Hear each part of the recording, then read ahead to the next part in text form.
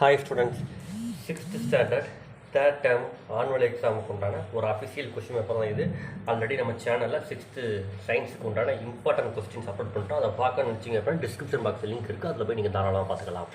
First எடுத்தாலும் உங்களுக்கு book பேக்கில் இருக்கக்கூடிய எல்லா ஒன்றத்தையும் படிச்சிருங்க, சரிங்களா? சரியான விடையை தேர்ந்தெடுத்துலேருந்து ஆரம்பித்து கோடிட்டினல் நிரப்புக, சரியாக தவறாக பொறுத்துக்க அப்படிங்கிறது எல்லா கேள்விகளுமே என்ன செஞ்சுருக்கேன் அப்படின்னா படிச்சிருங்க. தென் நம்ம சேனலில் இம்பார்ட்டன்ட் கொஸ்டின் அப்லோட் பண்ணியிருக்கோம். அதில் இருக்கக்கூடிய கேள்விகளை மட்டும் படித்தாலே போதுமான எக்ஸாமில் கேட்கக்கூடிய எல்லா கேள்விகளுக்குமே நீங்கள் என்ன செஞ்சலாம் அப்படின்னா ஆன்சர் பண்ணிடலாம்.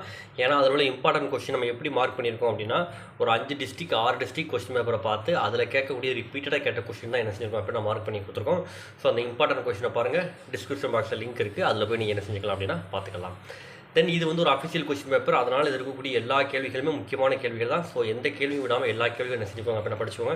டிஸ்ட்ரிக் வைஸ் நம்ம கொஸ்டின் பேப்பர் என்ன அப்படின்னா சேஞ்ச் ஆகும், அதனால் இதில் உள்ள கொஸ்டின் படிச்சுக்கோங்க. இதிலேருந்து கண்டிப்பாக குறைந்தது ஒரு 20லேருந்து 25 மார்க் கொஸ்டின்ஸ் கட்டாயம் உங்களுக்கு நினச்சிங்க அப்படின்னா வரும். கண்டிப்பாக இம்பார்ட்டன்ட் கொஸ்டின்ஸ் ஃபுல்லாக படிச்சிங்க அப்படின்னா கண்டிப்பாக நீங்கள் 60க்கு 60 தாராளமாக எடுக்கலாம்.